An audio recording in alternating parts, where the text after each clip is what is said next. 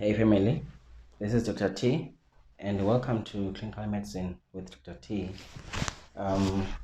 So guys, we have been talking about, we have been discussing psychotic disorders, and I'm sure you remember we said that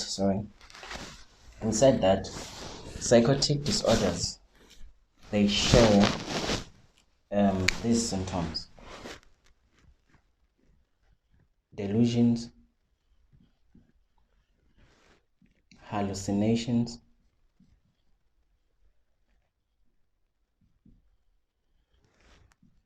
disorganized speech, disorganized behavior, plus catatonia. And we said, and as we all know, that we have already discussed specific conditions like brief, psychotic disorder. We have discussed schizophrenia form. We have also discussed schizophrenia. I think I will upload part 2 of schizophrenia, where we go deep now. Guys, psychiatry becomes simpler when you understand the criteria.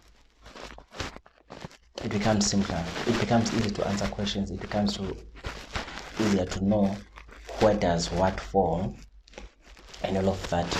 For me, it doesn't really help to know schizophrenia in detail, but not know the differentials of schizophrenia and the other conditions, how they are diagnosed, the criteria, and all of those things. So we have also spoken about schizoaffective.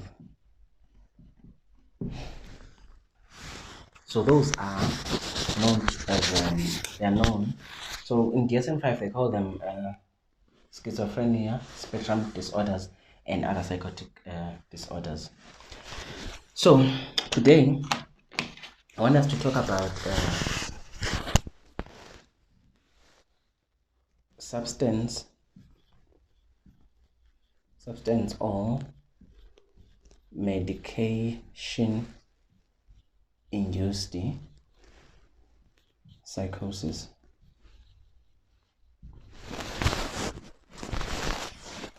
Right? Okay, so what we want here, we want to understand the criteria. The criteria A states that in order for us to diagnose substance or medication-induced psychosis, the patient must either have delusions or hallucinations or both. Right? Or both. That's criteria A. So, to diagnose substance or medication-induced psychosis, a patient must either have delusions or hallucinations or both. If you pay attention to our symptom domain, so the symptom domains that are involved here is only this one and this one. They are not saying anything about this and this. Why is disorganized speech and disorganized behavior not part of the criteria when we are diagnosing a substance or medication-induced psychosis? The reason is that disorganized speech is expected when you are intoxicated with some drugs. Disorganized behavior is expected when you are intoxicated. So, when you are intoxicated, you can have disorganized speech and disorganized behavior even though you are not psychotic, even though you don't have psychotic features. So that's why this criteria only ends here. That's the reason. So speech and behavior disorders or disorganizations are not part of the criteria, only these two. So like I said, a patient can either have a delusion or a hallucination or both. Let's get to B. B says the symptoms in criteria A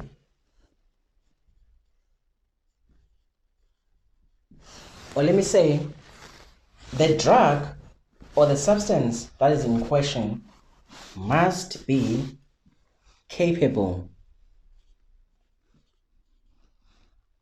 of causing criteria A.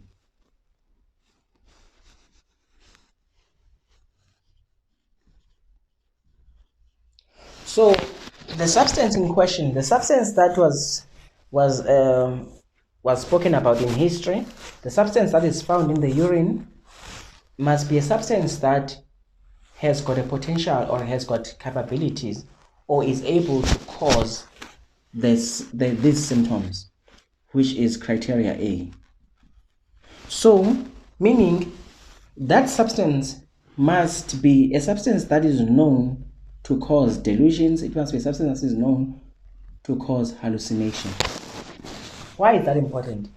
If someone says, if a patient comes in with delusions or hallucinations or both, and then they say, I use a certain drug, but when you look at that drug, when you examine that drug and look at it, it doesn't cause, it's not known to cause delusions or hallucinations. So maybe it's unlikely that it's unlikely that the drug is the cause. Like for instance, let's look at an example of a Panadol. If someone says Panadol is a medication, right? So if Panadol is not known to cause delusions or hallucinations, so the minute a patient comes in with delusions or hallucinations, and then they say, I've taken Panadol, it's likely that there's something else that is causing these symptoms, not the Panadol. That's different from someone who says, I've taken equivalence, for instance, which is an ART, antiretroviral treatment. That one is known to cause psychotic or psychiatric symptoms. So that's the difference. So that drug must be known, or substance must be known to be capable of causing delusions or hallucinations. The other thing is that these symptoms must occur either during intoxication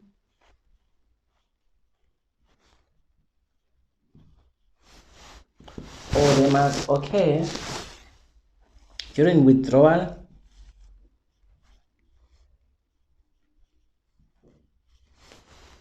or after the exposure.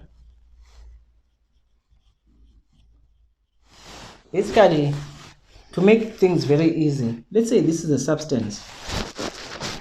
If this substance that I'm using, it's substance F that I'm using substance F. If substance F is gonna give me psychotic symptoms, then it means that these symptoms must start either when I'm still using substance F, or just immediately after I have used substance F, or during withdrawal. That's what it's talking about there. That's what it's talking about there. So these are the things that you find in criterion B. So now let's look at criterion C. Criterion C says that these symptoms must not be due to another, or they must not be better explained by another, or they must not be due to another primary psychotic disorder. or another psychotic disorder with psychotic features, right? So they must not be due to that.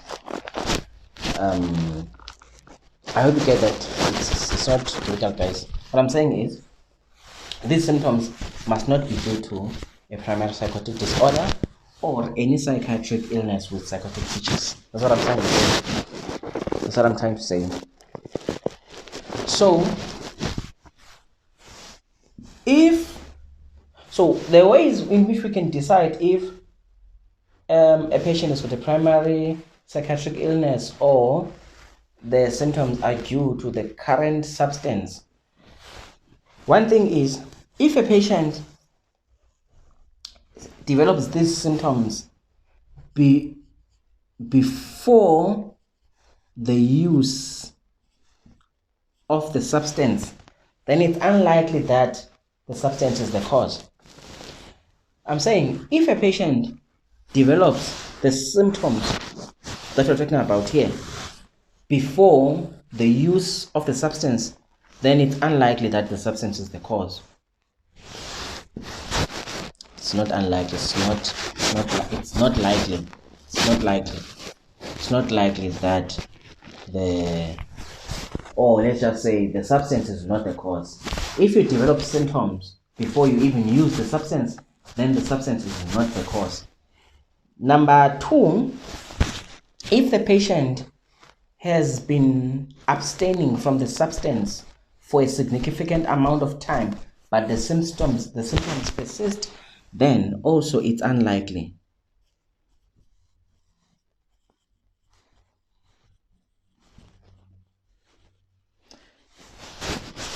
This one is kind of tricky in the sense that different drugs, they stop giving symptoms at different rates, and depending on the patient and also on the person and their genetic makeup and all of those things, and how long the drug has been is used and all those things. Né? But if, for instance, a patient has got maybe we think it's cannabis, the cause is cannabis, and then they don't use cannabis, for instance, for about 3 months, 4 months, 5 months, but they still have symptoms, then it could be that there was a primary psychotic illness that was just underlying. It's not impossible to get a coincidence even in these things, and it's not impossible to get a patient who's got a primary psychotic disorder who also is using a substance. So those kind of patients, we need to make sure that they are very clean. The urine is forever clean. When we check the urine, that all of the screen is always negative, to say that okay, now they are away from the drug, they're not using the drug. But the abstinence must be sustained and the symptoms must persist in order to say, okay, maybe it was not the substance only, there was something else. Okay, so let's look at criterion D. So the disturbance does not occur exclusively during the course of the delirium. A, B, C, D. Hope you get that. What I'm saying is the disturbance that the patient is having, the symptoms do not occur exclusively during the course of the delirium.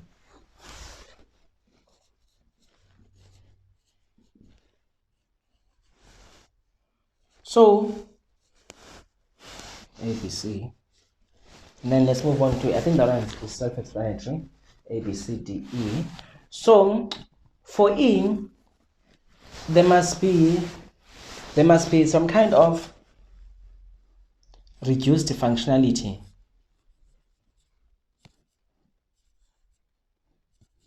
So the patient might now have a drop in academics, or struggle with academics, or struggle at work, or struggle with interpersonal relations, and other major functional areas. So basically this is what it is, guys. I'm not sure if there is anything that we need to cover here, but obviously the drugs that very common substances that are very common that we meet. Cannabis is number one. Cannabis is number one. I think number two is amphetamine.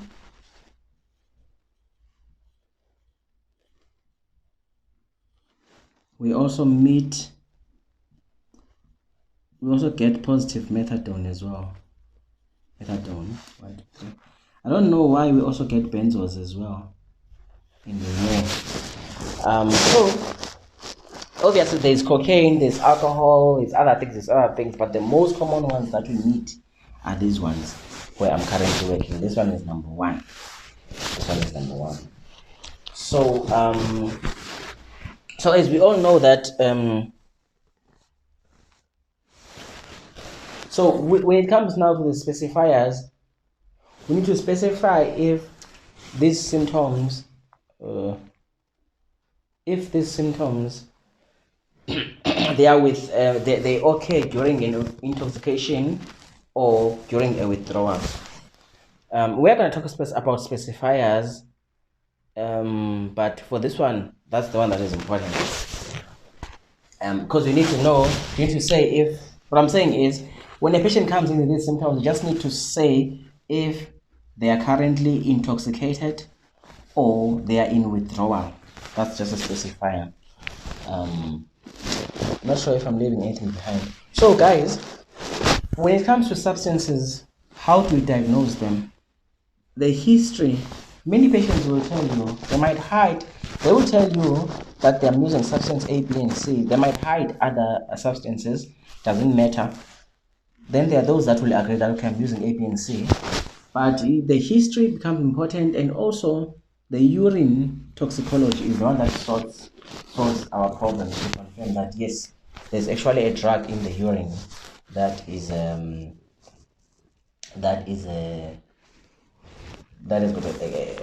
capable of causing these symptoms.